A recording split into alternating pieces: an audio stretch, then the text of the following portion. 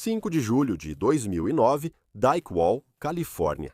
Ele sobe sozinho pelo granito, aquecido pelo sol. Sem corda, sem arnês, apenas sapatos de escalada, mãos cobertas de giz e 30 anos de experiência, sabendo exatamente do que seu corpo é capaz. A via à sua frente é apenas um aquecimento, só 24 metros. Esse tipo de escalada não exige quase nada dele. Sua mão esquerda alcança uma agarra que já segurou centenas de vezes antes. Foi isso que aconteceu nos últimos minutos de John Bachar. Bem-vindo ao limite extremo. Quando John Bachar tinha apenas 17 anos, ele decidiu se tornar o melhor escalador do mundo. Você provavelmente o chamaria de louco. Ele largou a escola e chegou ao Vale de Yosemite, em 1975, em uma van Volkswagen vermelha, com sapatos de escalada, um saxofone alto e um corpo que parecia feito sob medida para a verticalidade. A escalada era o foco total da sua existência. Ele não tinha interesse em mais nada. Na adolescência, ele descobriu uma área de boulder de arenito no Vale de San Fernando, chamada Stony Point. E isso foi o fim de todo o resto. Um escalador local se lembrou de ver o jovem John escalar e disse o seguinte: quando comecei a escalar, Bachar já estava aqui. Ele estava no ensino médio, já era melhor do que todo mundo, era lento, preciso, perfeito. Em Yosemite, ele se juntou a um grupo de jovens escaladores talentosos que tinham feito deste vale seu lar e da escalada sua obsessão.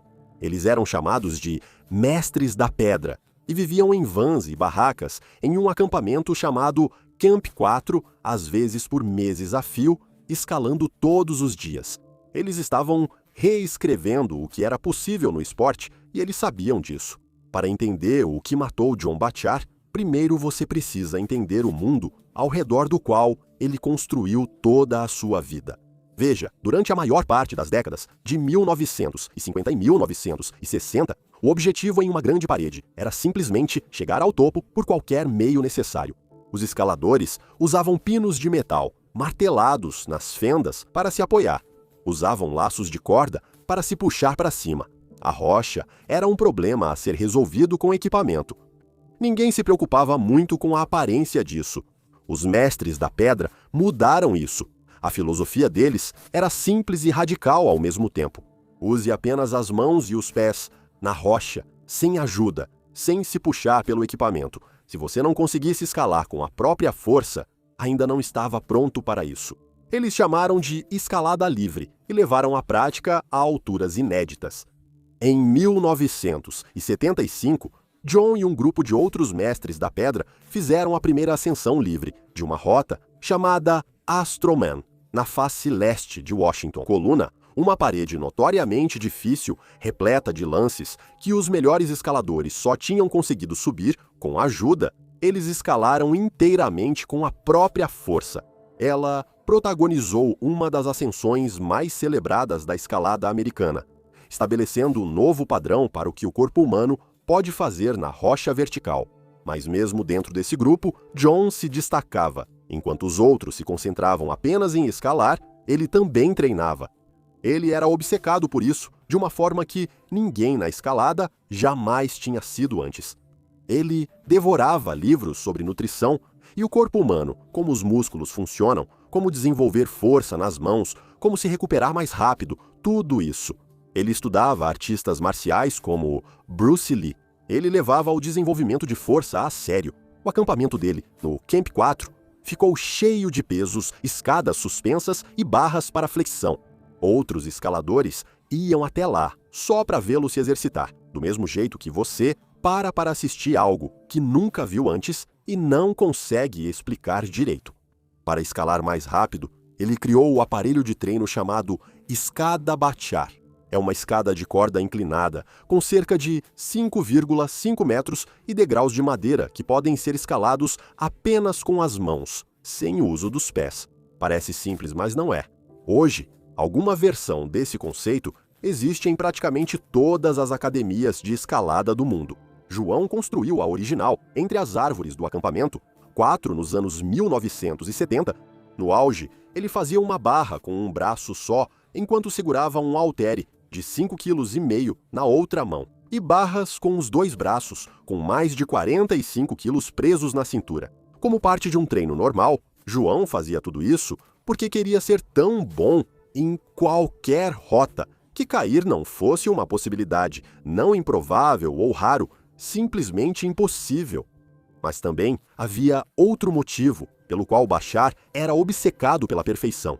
Veja, os mestres da pedra eram escaladores livres que usavam apenas as mãos e os pés na rocha, com uma corda presa nos equipamentos enquanto subiam, para segurá-los caso caíssem. Isso já era considerado ousado e progressista para a época. John foi além disso. Ele removeu completamente a corda.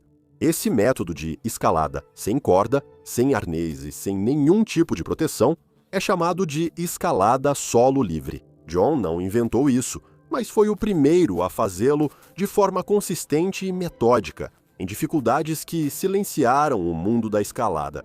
Em 1976, aos 19 anos, ele decidiu enfrentar uma parede de granito de 120 metros chamada Novas Dimensões. Essa via tinha graduação 5.11A, a mais difícil da época, e John decidiu escalá-la sem corda. Ele conseguiu. Para muitos escaladores, isso provavelmente seria o auge de suas carreiras. Para John, isso foi apenas o começo. Em 1979, ele enfrentou uma via de 3 enfiadas em granito no Yosemite, chamada de Parede Nabisco. Ele escalou quase 300 metros de rocha vertical sem corda, superando trechos difíceis até para escaladores de elite com equipamento. E fez isso com perfeição. Depois, ele mirou em uma via chamada Moratorium. Eram 150 metros verticais de granito de Yosemite. Isso foi diferente das tentativas anteriores dele. Ele decidiu fazer o free solo, mesmo nunca tendo escalado essa via antes. Na escalada, isso é chamado de solo on-site e é considerado a coisa mais perigosa que uma pessoa pode fazer voluntariamente em uma rocha. No caminho para cima, ele não estava totalmente no controle. Cada movimento testava seus limites. Ele conseguiu chegar ao topo e descer. Mas ao contrário da satisfação habitual após escalar, ele sentiu algo diferente. Ele descreveu depois: no topo, eu me senti como uma casca vazia, como se tivesse escapado de algo que não deveria. Esse sentimento significava que a sorte tinha sido um fator. E sorte, na filosofia de John Baker, não era aceitável.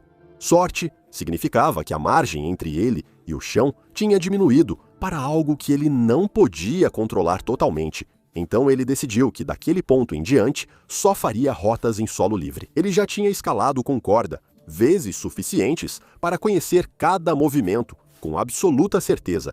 O solo, então, seria uma pura demonstração de maestria. Controle, não sobrevivência, era o padrão. Essa era a filosofia dele na escalada e isso resultou em um recorde que o esporte nunca tinha visto antes. John conquistou rotas que muitos escaladores experientes nunca escalaram, nem mesmo com corda. Ao longo de 30 anos, ele escalou cerca de 450 mil metros de rocha sem qualquer proteção. Isso equivale a escalar do nível do mar até o topo do Monte Everest mais de 50 vezes sem se prender a nada em nenhum momento. João não fazia isso para se exibir ou por arrogância. Para ele, escalar sem corda não era algo extremo, era apenas algo honesto. Era isso, seres humanos se movendo pelo mundo, totalmente responsáveis por cada decisão, como a natureza pretendia. Nas palavras dele, todo mundo faz solo livre. Quando você vai até a loja, você está fazendo solo livre. É só uma questão da dificuldade do caminho. E João queria que o mundo entendesse isso. Em 1981, ele colocou um anúncio para os escaladores de Yosemite, prometendo uma recompensa de $10 mil para quem conseguisse acompanhá-lo por um dia inteiro, sem corda. Era só seguir o ritmo dele em qualquer rocha escolhida e sair de lá com $10 mil. Ninguém aceitou a oferta.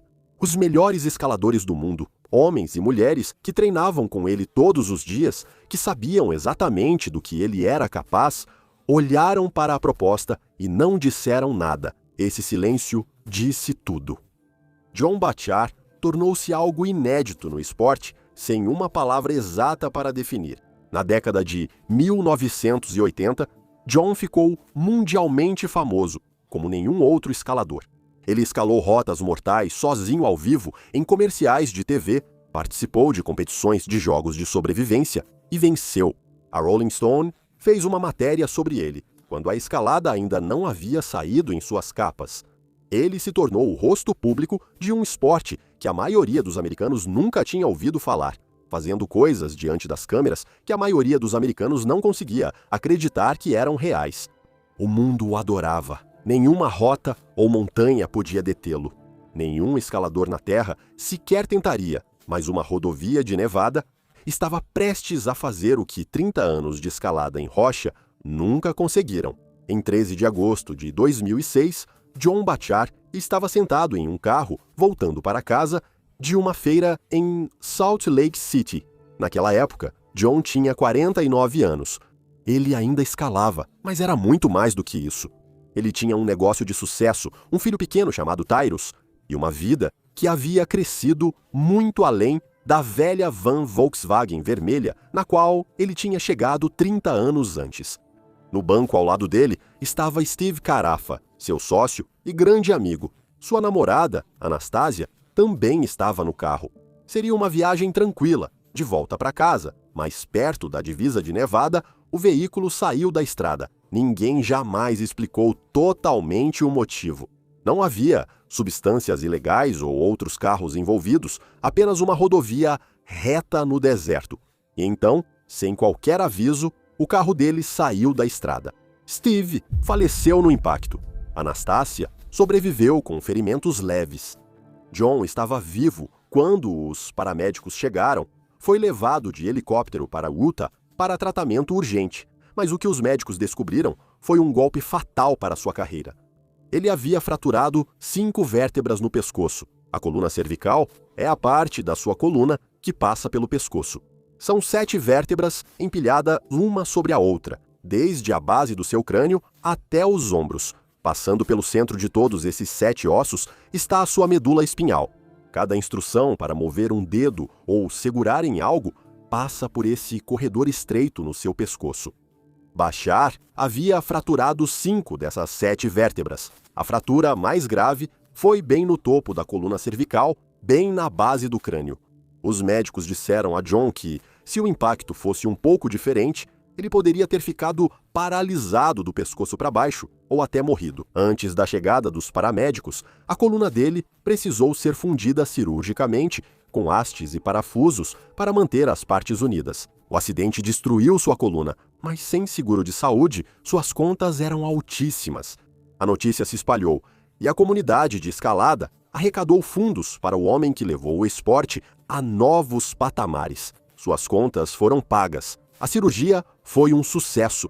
Apesar de toda a aprovação, João voltou a andar com suas próprias pernas. Foi um milagre médico, mas João nunca mais seria o mesmo. Quando os cirurgiões fundiram novamente suas vértebras cervicais, eles estabilizaram os ossos, mas não puderam fazer nada em relação aos nervos danificados. Os ossos se curam com o tempo, os nervos não funcionam assim. Às vezes, eles nunca se recuperam completamente. Essa condição é chamada de dano nervoso residual. É uma interrupção permanente nos sinais que viajam do cérebro, descendo pela coluna cervical até os braços e mãos. E o problema particular dessa condição é que ela não é constante. Pode ser completamente indetectável por dias ou até semanas. E então, sem nenhum aviso ou gatilho que você possa identificar, o sinal falha. A instrução sai do cérebro, desce pelas vértebras fundidas e, em algum lugar nesse corredor danificado, ela se perde. O músculo na outra ponta espera por um comando que nunca chega completamente. No caso de John, esse dano se instalou em uma das mãos e no braço. Alguns dias, ele acordava e tudo estava bem. Em outros dias, ele tentava pegar algo tão simples quanto uma xícara de café, e sua mão o traía. Não de forma dramática, como um espasmo violento ou uma perda total de função, apenas com menos força no aperto. O que deveria ser um aperto, nota 10, parecia ter 6 dedos, fechando meio segundo, mais devagar do que o cérebro mandava. Para a maioria das pessoas, isso é um incômodo. Para um homem que faz escalada solo livre, um 6, quando você precisa de um 10, não é um incômodo. É uma sentença de morte. A pior parte para João era que ele nunca sabia que tipo de dia seria, até que já estivesse acontecendo. De manhã, nenhum sinal em seu corpo indicava que o dia seria ruim. Sentia-se bem, até que, de repente, não mais. Mesmo assim, seguia praticando escalada solo. Era simplesmente quem ele era. Era a única versão de si mesmo que ele conhecia. Parar seria como abrir mão do oxigênio. Então, para lidar com sua lesão, ele fez alguns ajustes. Ele parou de escalar no seu limite e passou a escolher rotas bem dentro da sua capacidade, rotas muito abaixo do seu máximo, que mesmo em um dia ruim, mesmo em um dia em que a mão estivesse apenas um 6, a escalada ainda estaria bem dentro do que ele conseguia fazer. Ele fazia free solo, com mais margem do que nunca precisou. Durante anos após o acidente, essa abordagem funcionou até que deixou de funcionar. Só um aviso rápido. Todo mês no Patreon, lanço um vídeo exclusivo que não está em nenhum outro lugar. Link na descrição. 5 de julho de 2009, um domingo de manhã, Mammoth Lakes, Califórnia. João acordou, entrou no carro e dirigiu por 5 minutos até uma falésia que ele já tinha visitado centenas de vezes. A parede Dick, acima do Lago George, a 2.700 metros de altitude, ficava a poucos passos da porta de João, que conhecia cada centímetro dali. A rota que ele escolheu naquela manhã se chamava Senhor Kamikaze, graduada como 5.10A e tinha apenas 24 metros de altura. Para João, isso era como um velocista profissional correndo devagar até o fim da rua. Ele e o parceiro haviam usado essa rota como aquecimento 2 dias antes. João não usava cordas. Claro, era desnecessário. Outros escaladores estavam na rocha naquela manhã, montando equipamentos, conferindo pontos de ancoragem e conversando. Nenhum deles olhava para ele. E de repente, houve um estrondo alto que preencheu o ar como uma pedra pesada caindo. Depois, um gemido abafado. E então silêncio. Os escaladores olharam para a base da parede e viram uma pequena nuvem de poeira subindo do chão. Eles correram até o local em menos de 1 minuto e encontraram João deitado na base do penhasco. Ele não respondia. Eles correram até ele, alguém ligou para o 911. Outra pessoa correu para pegar um kit de primeiros socorros. Os escaladores ao redor falaram com ele enquanto aguardavam, observando sinais de resposta, mas não houve. Uma equipe de resgate chegou e o retirou do cânion em uma maca com rodas. Eles o levaram até a margem do Lago George e o colocaram em um barco para atravessar a água. Uma ambulância estava esperando do outro lado. Ela o levou para o Hospital Mammoth, mas já era tarde demais. John Bachar morreu naquela mesma tarde. Ele tinha 52 anos. Todos tentaram entender o que havia acontecido. Como o maior escalador de solo livre que já existiu cai em uma via de aquecimento. O que aconteceu lá em cima? Dias após o acidente, um escalador chamado Irmas Fernus voltou à via Mr. Kamikaze a pedido da parceira de Bachar, Paula, e inspecionou cada agarra da rota.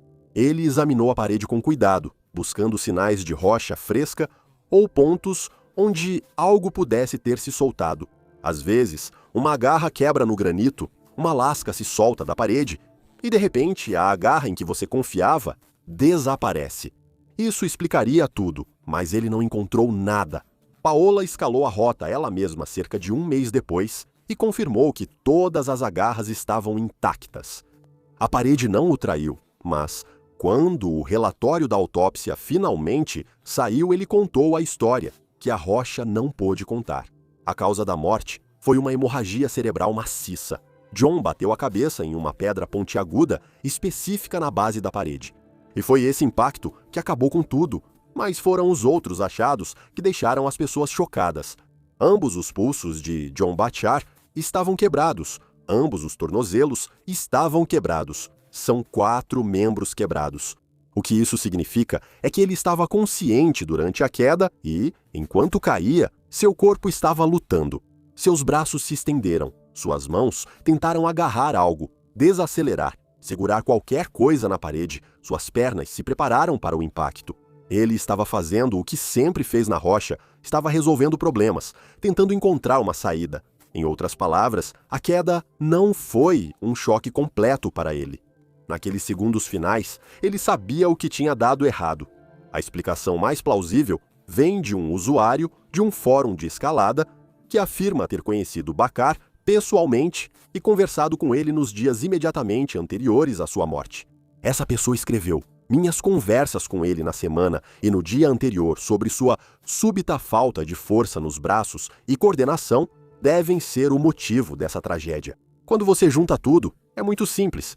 Em algum lugar daquela parede, a mão dele foi buscar um apoio. Ela já tinha alcançado aquele ponto centenas de vezes antes e o sinal não chegou como deveria. O corpo dele falhou no pior momento possível. Me pergunto o que John Becker pensava nos segundos finais. Fico me perguntando se o homem que passou 30 anos sendo mais certo do que qualquer outra pessoa na Terra sentiu naquele momento o vazio que ele havia descrito décadas antes, como se ele tivesse escapado de algo que não deveria. Em 1983, 26 anos antes de morrer, John Bakar concedeu uma entrevista especial para a revista Rolling Stone. Perguntaram a ele sobre a morte. Ele disse: talvez um dia eu descubra que não tenho tanto controle quanto pensei. Talvez eu simplesmente estoure e morra. Eu prefiro ir desse jeito do que em um leito de morte. Aos 80 anos, John fez a escolha fatal de confiar em um corpo que já havia avisado que estava falhando. Beck Weathers cometeu o mesmo erro, só que a 8.000 metros de altitude. 2 equipes de resgate o encontraram, checaram seu pulso e partiram. Sua esposa já sabia que ele estava morto. Ele ficou deitado na neve por 18 horas, com o rosto completamente preto. Então, ele abriu os olhos. Não perca a nossa próxima história.